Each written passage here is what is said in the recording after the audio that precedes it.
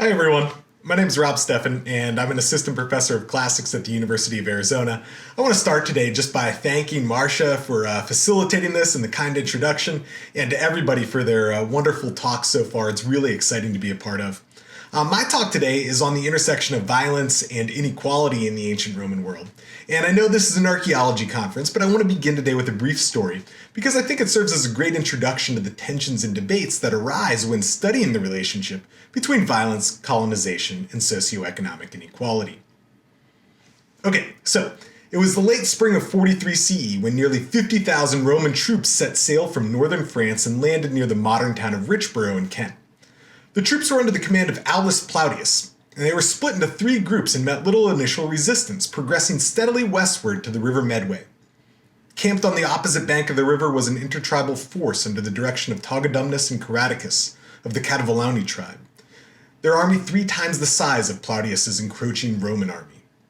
As one detachment of Roman auxiliaries swam across the river creating a diversion, the bulk of the Roman army, led by the future Emperor Vespasian, crossed the Medway further south, where high tides had created a suitable ford.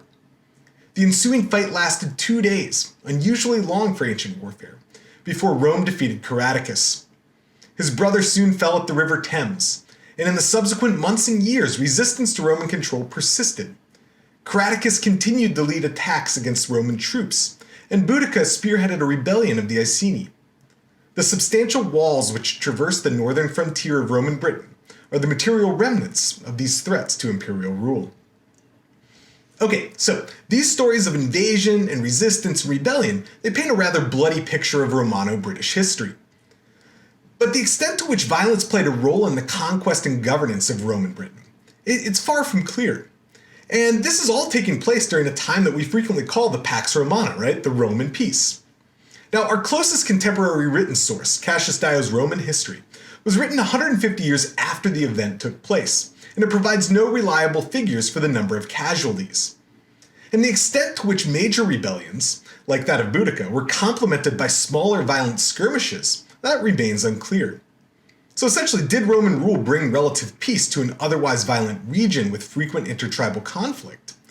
Or did Roman conquest and colonization increase the scale of violent conflict as armies grew larger and battles grew bloodier? Okay, so the story of the Claudian invasion, it highlights the limitations of using historical sources to interpret long-term trends in social phenomena such as violence. So Dio's history provides a vivid depiction of a violent event, but it tells us little of the degree to which colonization impacted the British population's exposure to violence over the course of 4 centuries of Roman rule. Moreover, these event-based histories, they provide little sense for the degree to which Roman colonization impacted other social, economic, and biological aspects of life for those who don't appear in the historical record. Now, of particular interest here is the impact of colonization on levels of socioeconomic inequality. Both because our understanding of the phenomenon in the Roman world is still in its infancy, but also because of its entanglement with the concept of violence that was discussed above. Various theories have been put forth by sociologists, anthropologists, archaeologists, and historians about the relationship between violence and inequality, and these often directly contrast or contradict each other. So Charles Tilly, for example, has argued that violence is often exerted to establish and increase inequality, while Walter Scheidel highlights violence as one of the 4 horsemen of the apocalypse, one of the few things that can dramatically reduce social and economic inequality. And the cause goes the other way as well. So some studies on the modern world have shown higher rates of violence in areas with greater levels of economic inequality, while scholars like Ian Morris and Steven Pinker would argue that the higher levels of inequality that occur in larger state systems often actually serve to reduce the overall level of violence within that sphere of influence. Okay, so this project provides one case study that helps us address these questions. Essentially, does violence lead to increased or reduced inequality? And does inequality, in turn, lead to increased or reduced violence? And by investigating these relationships, we'll hopefully have a better understanding both for the specific dynamics of Roman colonization of Britain and for the nuanced relationship between these phenomena more generally. Roman Britain it provides a particularly apt historical context to study the radical impact of colonization on the lived experience of individuals. Because of the relatively distinct moments of Roman imperial incorporation in 43 CE and Roman abandonment in 409-410 CE. And within this context, I attempt to address these questions using osteoarchaeological evidence from British populations during the pre-Roman Iron Age, the Roman period, and the post-Roman early medieval period. Now, skeletal evidence, of course, isn't the only way to study either violence or inequality, but it does offer a few advantages. So when it comes to violence, the osteological record gives us a chance to view the direct impact of violence on the human body through skeletal trauma such as fractures and dislocations. And you might contrast that with an approach that focuses more on archaeological remains, so things like weapons or armor or iconographic depictions or architectural fortifications, all of which provide useful evidence, but all of which may also signify status or identity or wealth or any number of characteristics in addition to violence. Osteological evidence offers similar benefits when it comes to understanding inequality. So Quinn and Beck make the point that inequality and equality, like violence, can be performed and mediated through material remains. And as a result, skeletal evidence gives us the opportunity to assess the level of coherence or divergence between the kind of lived biological experience of the individual and performed or mediated cultural practices. So in short, there's a huge number of ways to study these phenomena, but skeletal evidence is particularly useful because it allows us to see direct evidence of violence and inequality rather than performed cultural practices that may or may not be indicative of violence and inequality. Okay, in the rest of this talk, I'll be presenting the data from this study. First providing the skeletal evidence for violence, then the skeletal evidence relating to inequality, and finally looking at how these trends in those two phenomena articulate with each other over time. In total, more than 13,000 individuals, or at least, what remains of those individuals, are included in this analysis. And they come from more than 100 sites.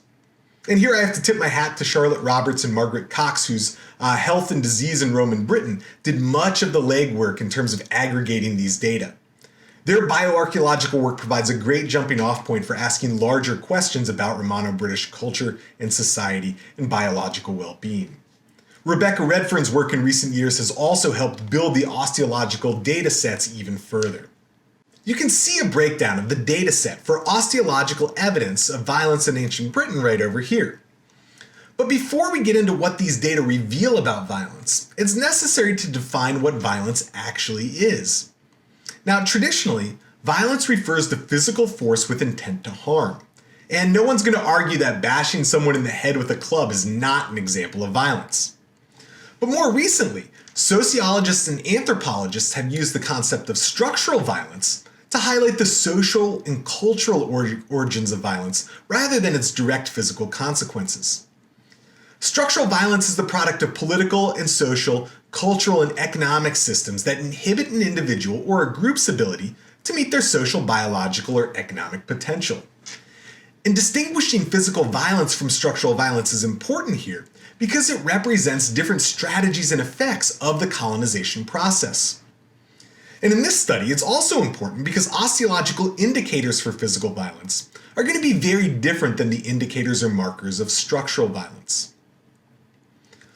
A wide variety of osteological trauma may be representative of physical violence. One study lists the following in decreasing order of frequency. Okay, so craniofacial fractures, sharp force trauma, blunt force trauma, projectile injuries, parrying fractures, dismemberment, decapitations, dislocations, scalping, firearm injuries, stabbing, perforation injuries, burns, and subperiosteal lesions. The problem, of course, is that many of the same things that can be indicative of physical violence have lots of other possible causes. So a fractured forearm, for example, might be termed a parrying injury when you're blocking a blow to the head with your forearm. But it might also be the result of bracing a fall with an outstretched hand. As a result, this study focuses on the two most concrete and common osteological indicators of physical violence. craniofacial fractures, and cut marks. The data for the 3 periods under consideration can be seen over here. Quick note on the percentage calculation. So PTI here stands for percentage of total individuals, and it's the result of dividing the number of individuals affected by the total number of individuals for the period. CPR, on the other hand, stands for crude prevalence rate, and it's calculated by dividing the number of individuals affected by the total number of individuals only from sites where at least one example of that indicator occurs. And this helps avoid a solution where a publication has published osteological data, but hasn't assessed for a particular indicator. Now, what we end up seeing over here is that the frequency of fractures increases. It more than doubles when moving from the pre-Roman Iron Age to the period of Roman occupation. But at the same time, the number of craniofacial fractures actually declines by roughly 50%. Cut mark evidence is similar.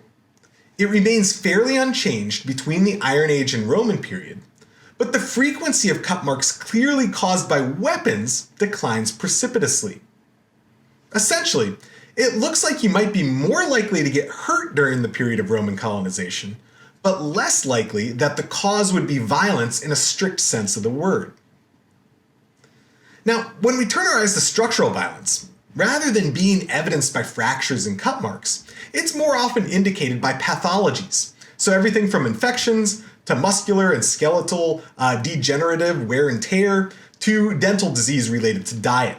And trends in osteological pathologies over the time periods under consideration generally support the idea that the period of Roman colonization negatively impacted the biological well-being of individuals in Britain.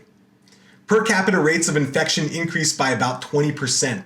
In joint disease, dental cavities, and antemortem tooth loss, they all more than double from the preceding Iron Age.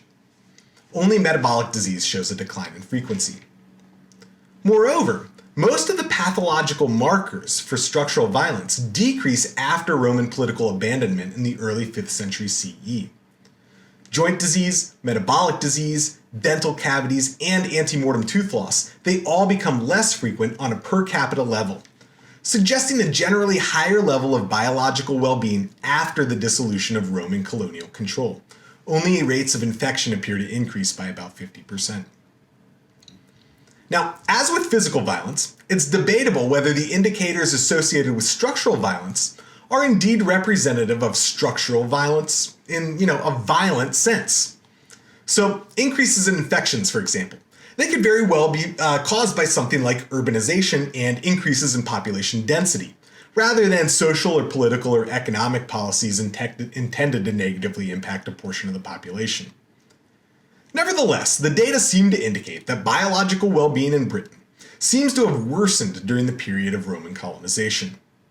While you were less likely to have your head bashed in, you were more likely to suffer from fractures, joint disease, infections, cavities, and tooth loss. Okay, so now that we have a sense for what the osteological record says about violence in Roman Britain, let's move on to inequality. Most studies that tackle inequality in the ancient world focus on the archaeological record. So using something like the distribution of house sizes or grave goods included in burials to calculate Gini coefficients or coefficients of variation. Gini coefficients are derived from Lorenz curves, which provide a sense for the amount of a given resource possessed by a given amount of the population. And the coefficient of variation, on the other hand, it kind of represents the ratio between the standard deviation of a data set and the mean average of the same data set. Now, in this study, I apply these metrics to the distribution of human statures calculated from skeletal remains. While an individual's stature is most influenced by the genes of their parents, the distribution of statures across a closed population is impacted by exogenous factors. So nutritional, pathological, and physical stress in growing children or subadults, they can all stunt growth. And decreases in stature have been linked in declining protein consumption, accompanying things like the Neolithic Revolution and the advent of farming. Social, political, and economic structures influence the relative impact of these population-wide stresses, suggesting that changes in the distribution of stature over time or space may be indicative of varying levels of socioeconomic inequality. The trend in inequality based on the distribution of human skeletal statures mirrors much of what is seen in the evidence discussed for structural violence. And when you're looking at it here, the higher the number, the higher the level of inequality. And what we can see is that these data suggest an increase in inequality after Rome takes political control of the region, followed by a decrease in inequality once Rome abandons the island. Now, while the reduced sample size of individual statures should be taken into consideration, the convergence of trends between these data sets lends credibility to the overall interpretation that Roman rule reduced physical violence while still negatively affecting biological well-being and increasing inequality. The osteological data from the Iron Age, Roman, and early medieval periods suggest that Rome had a significant impact on the lives of British populations in antiquity, reducing the level of physical violence but increasing the degree of biological inequality and exacerbating health problems that might be driven by living conditions, diet, and labor. This model would then indicate that the scenarios laid out at the beginning of the talk regarding the relationship between violence and inequality should be somewhat nuanced further. The case of Roman Britain would suggest that violence does lead to increased inequality, but that physical violence often occurs at the outset and in relatively short time spans. The resulting inequalities brought about by colonization and the initial wave of violence then appear to reduce levels of physical violence necessary to maintain colonial control of the territory, at least in comparison to the less stratified baseline of the British Iron Age in the early medieval period. In this sense, it perhaps best fits the model provided by Ian Morris, who argues that war leads to larger, stronger states, which in turn reduce physical violence. This study would also seem to echo recent colonization studies such as David Mattingly's in Imperial Possession, and further confirm that in addition to any advancements, Romanization also had some serious negative effects. It's important to keep in mind some of the study's limitations. Nearly all of the indicators presented above could have been caused by a variety of factors, and the level of detail needed to differentiate those often prohibits large-scale statistical comparison. So the more you study any single bone, the less you can kind of compare it to other bones from other sites. And it's often unclear where to draw the line between cultural practice and structural violence. The sample sizes involved in the inequality part of the study are also relatively small and should be expanded in the future. Ideally, future excavations and publications will also provide the data necessary to refine and narrow the chronological categories to better nuance the trajectories of violence and inequality in the ancient Roman world. Despite these shortcomings, the convergence of trends in this study suggests some level of reliability. As future avenues of investigation are pursued, our understanding of the relationship between violence, inequality, and colonization will continue to evolve. This single case study suggests, however, that life in Roman Britain was biologically difficult not so much as a result of physical violence, but as a result of the everyday structures of life under Roman rule. Thanks so much for joining my talk today. I'd be more than happy to answer any questions.